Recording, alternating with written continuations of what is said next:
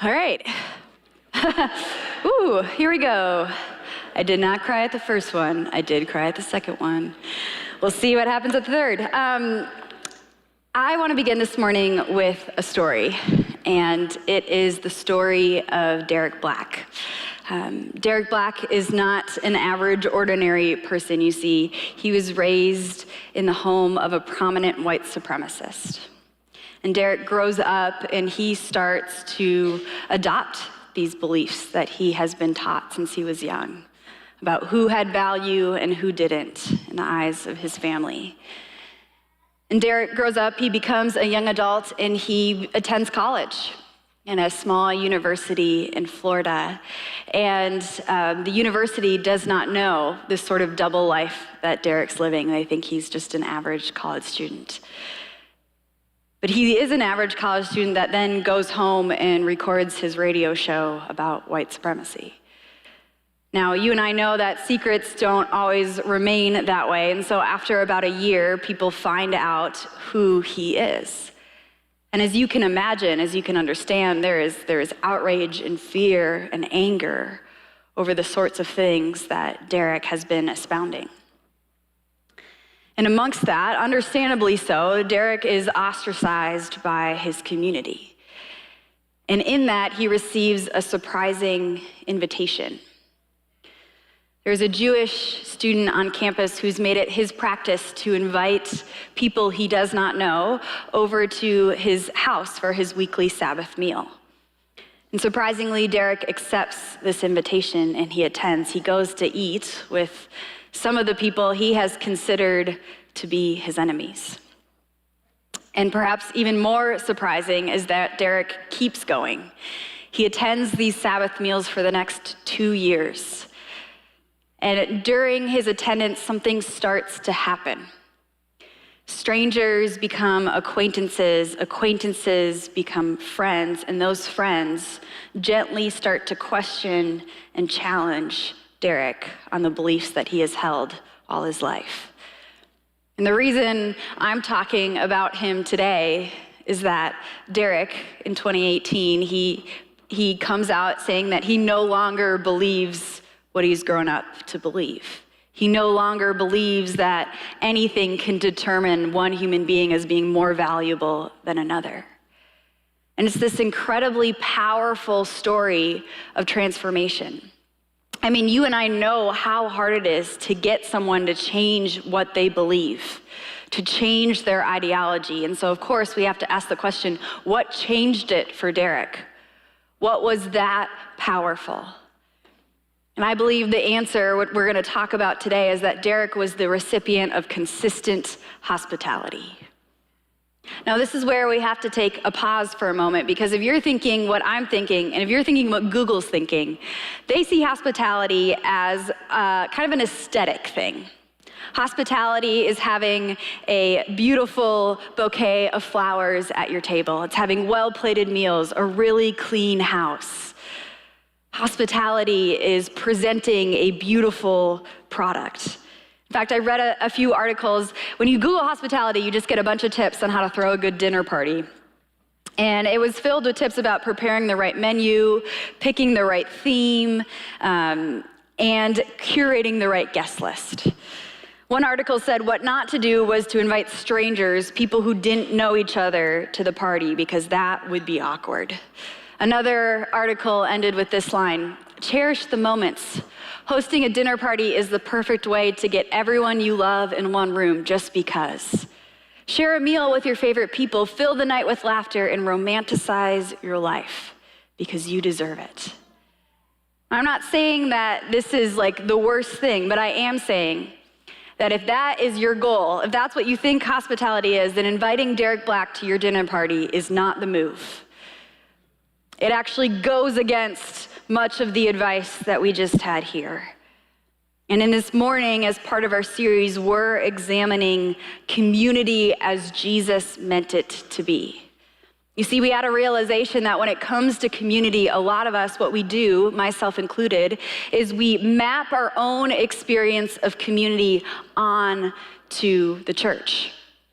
We expect community to be like we're familiar with. And so we are surprised when sometimes it's something different. But what I want us to do, what we're doing in this series is saying, no, when it comes to community, what we have to do is view it how Jesus views it first, to take our cues from him. And I think the same thing is true when it comes to hospitality. And I think what we might discover is that Jesus's version of hospitality is very different than what we just read. You see, the concept of hospitality as Jesus intends it is deeply connected to his mission in the world. And it's the practice of welcoming the stranger. It is sharing what you have to communicate the love of Jesus to anyone who needs it, particularly people who are guests, strangers, or even enemies. And this sort of hospitality is what I think changed Derek Black. It was not the meal that he ate or the table he sat at, but the fact that a group of people who had every right to consider Derek to be their enemy instead welcomed him with generosity and love when they could have done nothing at all. So today, when we talk about hospitality, the way that I like to put it is this: hospitality is not about what is on your table, but who is at your table.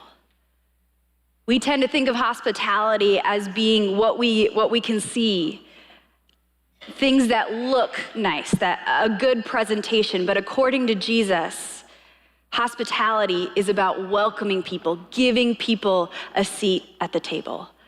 And so this morning, what we're going to do is we're going to look at Luke chapter 10 to help understand what this might look like and feel like. A lot of times, scripture is placed in an intentional order, that the stories that are placed next to each other actually can work off one another. And I think Luke 10, which has 3 sort of separate pictures in it, really gives us a full picture, or a good picture, of hospitality as Jesus intends it. I'm going to talk about 2 of them this morning, but just to fill you in on what the first one is. It's Jesus sending out 72 of his followers to proclaim the good news of the kingdom for the first time. When I say that, I mean proclaiming the good news of the kingdom is proclaiming life as Jesus meant it to be, life where God has rule and reign. And when Jesus does this, he has very particular instructions for how they are going about doing this. It is not on street corners or in the temple. He does not say, go to the most densely populated places. Instead, he says, go to homes. Go to a home that's ready to welcome you and then stay there. Sit with those people, eat with those people, get to know them, and share the message of the gospel. I think it's pretty profound that in Jesus' sending out of these early evangelists, he says the method in which you share the good news is through hospitality, is through being welcomed in the communities you go into. But we're going to jump in to the first story this morning. It's a pretty famous one. You might be familiar with it. It starts like this. On one occasion, an expert in the law stood up to test Jesus. Teacher, he asked, what must I do to inherit eternal life? What is written in the law? Jesus replied. How do you read it? He answered, love the Lord your God with all your heart and all your soul and all your strength and all your mind, and love your neighbor as yourself. You have answered correctly, Jesus replied. Do this and you will live. I mean, so far, so good at this point. Like, if this were me, this is right where you end the story. I don't know how much scripture you've read, but it is pretty rare for someone to give an answer and Jesus to go like, you got it, buddy, spot on. So this guy should take his money and go, but that is not what he's going to do this morning. He's going to continue on, and he wants to justify himself, so he asks Jesus, who is my neighbor? I don't know exactly what this question is, but it's almost like looking for a little loophole, maybe just a point of clarification. Who exactly do I have to love? And this question that Jesus answers will, I think, have profound implications, because Jesus will redefine who a neighbor is. And this redefinition will have effects on not only Jesus' ministry, but on the early church and how they welcome people in. So Jesus says this, a man was going down from Jerusalem to Jericho when he was attacked by robbers. They stripped him of his clothes, beat him, and went away, leaving him half dead. A priest happened to be going down the same road, and when he saw the man, he passed by on the other side. So too, a Levite, when he came to the place and saw him, passed by on the other side. See, Jesus, talking to a primarily Jewish Israelite audience, he picks the two sorts of people that his listeners would expect to help someone in need. They're like professional religious people, right? Like, isn't that part of their job? A Levite was someone whose job was to work in the temple, the place of worship. And so it'd be like here, if someone broke their leg and we're like, is there a doctor in the room? And there was, and then they weren't gonna help, and we're like, is there a paramedic? And someone is, and they're not gonna help. And it's like, now what do we do? And you can see the tension for the listeners. Well, if the people we'd expect to help don't, then who will? So Jesus continues on. He says, but a Samaritan, as he traveled, came to where the man was, and when he saw him, he took pity on him. He went to him and bandaged his wounds, pouring on oil and wine. Then he put the man on his own donkey, brought him to an inn, and took care of him. The next day he took out 2 denarii and gave them to the innkeeper. Look after him, he said, and when I return, I will reimburse you for any extra expenses you may have. Which of these 3, Jesus asked, do you think was a neighbor to the man who fell into the hands of the robber? The expert in the law replied, the one who had mercy on him. Jesus told him, go and do likewise. You see, a Samaritan is not the sort of person that an Israelite likes. You see, at that time, an Israelite definition of neighbor, the sorts of people they were supposed to love were fellow Israelites, people who thought like them, who believed like them, who acted like them. But Jesus, in this moment, is saying the person who was a neighbor, the person who showed love to this man, was not an Israelite, a Samaritan.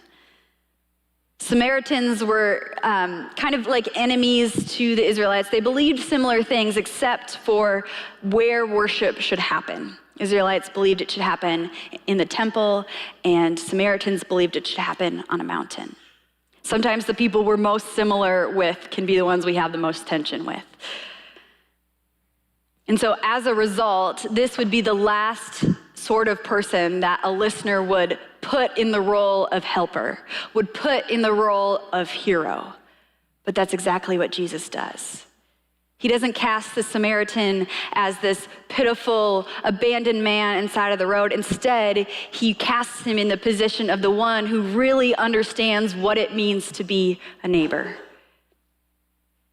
to help someone in need, regardless of their ethnic, cultural, any sort of difference that they may have. And in doing so, Jesus redefines who a neighbor is. And likewise, who we're called to love. No longer is a neighbor the people who look like you and act like you. It is anyone that you come in proximity with. And then Jesus says to the group of Israelite listeners who have never wanted to be like a Samaritan in their life, go and do likewise. Be like him. And so what we see through this story is that we are called to welcome people, to care for them without needing to choose what they're like in order to help them. For Jesus, being a neighbor is the way we're meant to live in community with one another, giving and receiving. And when we love someone, when we help them, when we give them a seat at our table, we live out what Jesus is calling us to do. We put our faith in action. You know, last summer, I hosted my first and so far only dinner party. And this is a picture of it. This is the adorable house I share with my roommates that is not set up well to host a lot of people. It's not very big. And so we used every chair that we had in our house. If you can't tell, this is an office chair, a couple lawn chairs. I'm up on a stool. That's why I'm so high. We did everything that we could to fit people in. Every cup in our cupboard was also used. Also, I did not make enough food. I'm just gonna admit that right now. We all went home a little bit hungry. But it was a great night. But the thing I remember about it was before all these girls came over, I was getting the list together. I wanted all these senior girls. I've been in this job for a few years, so I remember these seniors when they were 7th graders. And so we just wanted like one last time together before they all went off to do their thing. I always say that they get the most likable right before they leave, you know? They're likable when they're 7th graders. They're just more likable later. But there were a couple of these seniors who had been really consistent attenders, but in the last year had stopped coming to circuit. And I didn't really know why. And I didn't know if they had a problem with me or with church or what it was. And so I wasn't sure that I wanted to invite them. But I also had told some of the girls that I was gonna invite everyone. So first I texted them and I was like, hey, do you think we should? Like, it might be weird. And they're like, no, invite them. And of course, those girls showed up and we had a great time together. But after the night was over, I got a text from one of those girls who I wasn't sure I was gonna invite. And she talked about how much it meant to just receive an invitation to come. That she had been distant and was working some things out in her faith, but that she still wanted to be a part of the community. And it was just like, oh my goodness, how much time do I spend thinking about who should be invited, who should not, playing out the scenarios in my head? Will it be awkward? Will it won't? When instead, the truth is, isn't it, that people just want to be invited. They just want to be welcomed. They just want to be seen and loved, even if it's by someone that they would not expect. That's hospitality in the way of Jesus. But the problem is, I love my small, little, tight-knit community. I love it. And I think strangers can be scary and awkward, and so I like to avoid them if I can. But the truth is that when we look at community in the way of Jesus, it's a community that isn't meant to be catered towards us. It's a community that doesn't actually put our needs or our desires as the top of the list. I mean, I might have maybe learned my lesson with that dinner party, but my roommates want to invite our neighbors over for dinner, and they have been nothing but like sweet and wonderful to us, but I also know that they're pretty different from us. And I'm like the most hesitant one of the bunch. I'm still working this out of my system because I'm like, it might be awkward. What are we going to talk about? But Jesus's intention with the way that we do community is to make the community look like the kingdom, to make community look like the way it will for eternity. And that is a place where everyone is welcome, where we don't spend time deciding who is my neighbor because we already know the answer, that everyone's welcomed in. And so how do we do this? What might this look like for us? Well, I think it's fairly literal, actually. I think we actually just have to care more about who is at our table than what is on our table. I think we have to welcome people into our space that we normally wouldn't, or we maybe have some reservations about. I think we have to be willing to inconvenience ourselves for the sake of someone else. I think we have to ask ourselves questions like, how can I be generous to someone I don't know? When have I shared my life with someone that was different from me? When have I sacrificed something, my time, my money, my comfort, for the sake of someone else? Because this is hospitality in the way of Jesus. But we got one more story to look at, so stick with me for just a couple more minutes. This is another pretty famous story, the story of Martha and Mary. It's the end of Luke chapter 10. It says this: as Jesus and his disciples were on their way, he came to a village where a woman named Martha opened up her home to him. She had a sister called Mary who sat at the Lord's feet listening to what he said, but Martha was distracted by all the preparations that had to be made. She came to him and asked, "Lord, don't you care that my sister has left me to do the work by myself? Tell her to help me." I've literally said those words to my mom. "Martha, Martha," the Lord answered, "you are worried and upset about many things, but few things are needed, or indeed only one. Mary has chosen what is better, and it will not be taken away from her." You know, when I first read this passage, it kind of threw me off a little bit, like based on this picture of hospitality that I was putting together, because we see this Samaritan that helps this man on the road, and like he does a lot of stuff for him. And that's kind of what it seems like Martha is doing here, right? She's like preparing the house and the meal, and it's a lot of work, and she needs help. Amen, moms, right? Moms always think that, I think. But Jesus doesn't actually agree with Martha. Notably, I would just want to say that he doesn't say Martha's doing something bad or wrong, but that Mary has chosen something better. And what Mary has chosen is to sit at Jesus' feet and listen to him. And this, when I've heard this passage taught, is the part where I start getting really annoyed. Because I've heard this passage gets turned into like some weird personality typing quiz. You know those? We do one at work, it's called DISC. And it's about work styles. It's actually really helpful for our team, but I always laugh because they try to make all the styles sound like neutral. Like it doesn't matter which one you are, they're all good. But some of the words they use just don't sound that way. You know, there's a lot of people on our team that are S styles, and we were going over like what their priorities are. They prioritize friendship, which is just the sweetest, most church-appropriate thing I've ever heard in my life. So good for them. I'm a C style, and we prioritize accuracy and precision. Who do you want to be your pastor? It's too late, it's me.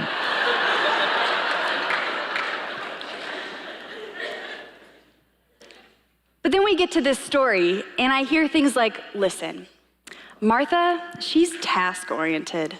Mary, she's people-oriented. You already know which one I am. I'm task-oriented all the way. And so what we need to take away from this passage is that Martha needs to like relax, stop nagging Mary, and for those of you that are task-oriented, like you just need to chill out, be more present with people, and you for sure can't nag the people-oriented people that haven't gotten their stuff done because they are just in the moment. And I have some personal baggage I gotta work out that's like separate from this passage. But it's also not the most important part of this passage either. I think if that's what we take away, we're actually missing the point. Because what we have to pay attention to is where Mary has positioned herself. The passage says that she sits at Jesus' feet. Mary is sitting in the position of a disciple. This is a position that would not be considered available for Mary at that time. Women could not be disciples in that culture. So by Jesus affirming Mary, saying that she has chosen the best thing, he is affirming Mary's recognition that she is called to follow Jesus as the most important thing. That this message of the gospel, it reprioritizes and redefines everything. Sure, Mary and Martha are showing hospitality to Jesus by welcoming him into their home, but he is extending it as well. By looking at Mary and saying, you are in the right spot, Jesus is proclaiming that his kingdom is for all people, and that all are welcomed, even in a society who has decided who is in and who is out. Male, female, Jew, Gentile, slave or free, that's that Galatians passage. Jesus says, everyone is welcome in my kingdom. And I think we could get so caught up in what Mary and Martha are doing, we could miss the hospitality that Jesus is extending. Because Jesus offers that same hospitality to us. He welcomes us in even when others consider us strangers on the outside or even their enemies. And so when we welcome a stranger, when we give someone a seat at our table, we are reenacting what Jesus has already done for us. Romans 15:7 says, therefore, welcome one another as Christ has welcomed you for the glory of God. You see, Derek Black was lured into a counterfeit community. Tribalism is what we call it. David Brooks says it like this: community is about what we love, what we are for. It's about being generous. Tribalism is about what we hate, what we're against. Kill or be killed. You see, Black's community was marked by who was not welcome, who was excluded. it presented itself as a community, but really it was just eating itself from the inside out. It was an anti-community. And if we are not careful, we can get pulled into the exact same thing. Not as obviously as Black, but it will be clear who we're for and who we're against by who shows up at our table and who doesn't. Who we will comment about online, who we will have discussions about behind closed doors, who we will assume that we know despite never having shared a meal with them. And be the ways in which we are more clear about who is excluded than who is included.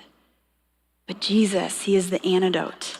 You see, community as Jesus meant it to be, it's marked by love and generosity, and it is accomplished by welcoming the stranger all of the time. It reminds me of some friends, family friends that I've had for a long time that I think just kind of live hospitality as just their lifestyle. It's just what they do. And I've been the recipient of a lot of that along the way, and part of that is by getting to go up to their cabin, and they added a room recently because we've just outgrown it. There's too many people. And when I walked into the room for the first time, they had this like huge long table in the room, and I was like, where'd you find this thing? Like, this is crazy. And she said, yeah, when we were looking for a table, our only criteria was to get the biggest table that we could find. I just think that we'll know that we're doing community right when we start having conversations about needing bigger tables. Because we're eating with our friends, but new people are being added. I think we'll know we're doing community right when you start having to squeeze a little bit more in the pew you sit in every week because somebody else is in it. I think we'll know we're doing community right when our small groups who love each other and have been together for a long time decide it's time to welcome somebody new. Because that is community according to Jesus, giving somebody else a spot at the table. And what better way to think about being welcome to a table than the way that Jesus welcomes us through communion?